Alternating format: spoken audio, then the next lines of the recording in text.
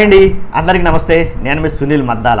ఏంటంటే ఆంధ్రప్రదేశ్లో మన మామూలు తలపోడు కాదండి, పోలీసులకు ఒక కొత్త రకం తలపోడు అయితే కనుక ఎదురవుతుంది. ఏంటంటే ఆంధ్రప్రదేశ్లో అనాథ శవాలతో అవస్థలు పడుతున్నారండి. ఎందుకంటే ఏవైతే అన్నోన్ బాడీస్ ఉంటాయో ఆ అన్నోన్ బాడీస్ ఆంధ్రప్రదేశ్కి ఎక్కువగా రావడం వల్ల, ఎందుకు ఆంధ్రప్రదేశ్కి ఎక్కువగా వస్తున్నాయంటే కనుక అనాథ శవాలు. అసలు వాస్తవంగా మాట్లాడాలంటే ఈ అనాథ శవాల గురించి లేనిపోయిన తలపోటు ఎలా వస్తుంది అనేది నేను వీడియోలోకి వెళ్ళే ముందు నాది రిక్వెస్ట్ ఉంది, మర్చిపోద్దు లైక్ చేయండి, నాకు కొంచెం మోటివేషన్గా ఉంటుంది. అలాగే ఏ వీడియో ఎక్కువ మంది షేర్ అవుతుంది, మర్చిపోద్దు మన ఛానల్ పక్కాగా సబ్స్క్రైబ్ చేసుకోండి. మీ అమూల్యమైన అభిప్రాయాన్ని కామెంట్ రూపంలో తెలియజేయండి. ఆంధ్రప్రదేశ్కి వస్తున్న తలనొప్పుల్లో కొత్త తలనొప్పి ఏంటంటే ఈ అనాథ శవాలు. అదేనండి అన్నౌన్ బాడీస్. ఎలా అంటే అనాథ శవాలు ఈ పేరు వింటేనే పోలీస్ సిబ్బంది అడుగుపోతున్నారండి.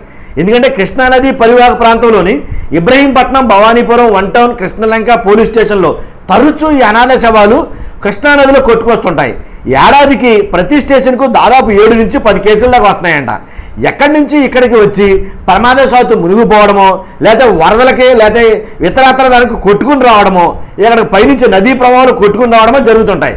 విధుల్లో ఉన్న ఎస్ఐ, ఏఎస్ఐ, ఎస్సీలు, స్టేషన్ హౌస్ ఆఫీసరు ఆదేశాలతో అనాథ శవం విచారణ చేపట్టాలి. వారి జేబులకు చిలుబడినట్టే. విచారణ అంటే చాలు జేబు చిలుబడినట్టు అనాథ శవం అయితే కనుక.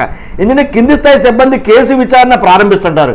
గుర్తు తెలియని మృతదేహాన్ని పరిశీలించి గుర్తులు ఏమైనా దొరికినా, మృతుడి ఆనవాళ్ళు దొరికినా బంధువులకు సమాచారం అందించి మృతదేహాన్ని అందజేస్తుంటారు.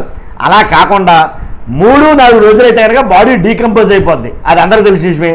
కాబట్టి అలా డీకంపోజ్ అయిపోతే కనుక ఆ బాడీని బయటికి తీయించి పోస్ట్ మార్టం ఇతరత్ర కార్యక్రమాలు మొత్తం కేసు విచారణాధికారే భరించాల్సి వస్తుంది.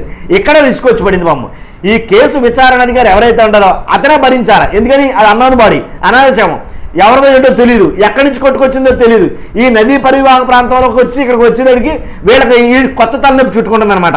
కాబట్టి ఇతరత్ర కార్యక్రమాలు మొత్తం కేసు విచారణాధికారే భరించాల్సి వస్తుంది. కార్పొరేషన్ వారైనా కనీసం 1500 రాయితీ ఇస్తే కానీ బాగుంటుందని సిబ్బంది చెబుతున్నారు. కొత్తగా వచ్చిన పోలీస్ కమిషనర్ ఇలాంటి అనాథ శవాల కేసుల్లో విచారణ చేపట్టి సిబ్బందికి అయ్యే ఖర్చులన్నీ కూడాను పోలీస్ వెల్ఫేర్ ఫండ్ నుంచి ఇప్పిస్తే బాగుంటుందని అంటున్నారు. రైల్వేలో ఇలాంటి అనాథ శవాలు లభించినప్పుడు రైల్వే శాఖ అయితే కనుక ఏం చేస్తుందంటే అప్పటికప్పుడు విచారణాధికారికి 5000 రూపాయల దాకా ఇస్తుందంట. కానీ పోలీస్ శాఖలో ఈ విచారణాధికారికి ఎలాంటి డబ్బులు లేకపోవడం వల్ల కాబట్టి ఇబ్బందులు ఎదురవుతున్నాయి. అందువల్ల ఇక్కడ పోలీసు వ్యవస్థలో కూడాను ఈ అనాథ శవం చూస్తే చాలు అజ్జి బాబోయ్ అనుకునే పరిస్థితి వచ్చింది. ఎందుకని వాళ్ళ జోబులయ్యే 4-5 పోతున్నాయి.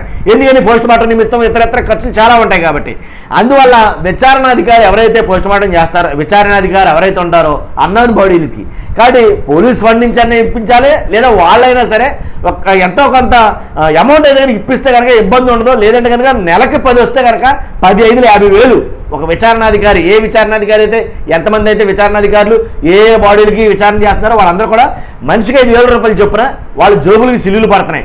కానీ ఇది చాపకంద నీరులా బాగా ఎక్కువ అయింది ఈ మధ్యకాలంలో. అది విషయం చూస్తున్న మీరు అందరూ కూడా మర్చిపోద్దు, ఖచ్చితంగా నాకైతే లైక్ చేయండి, 100% మన ఛానల్ సబ్స్క్రైబ్ చేయండి. మీ అమూల్యమైన అభిప్రాయాన్ని కామెంట్ రూపంలో తెలియజేయండి. Thank you very much.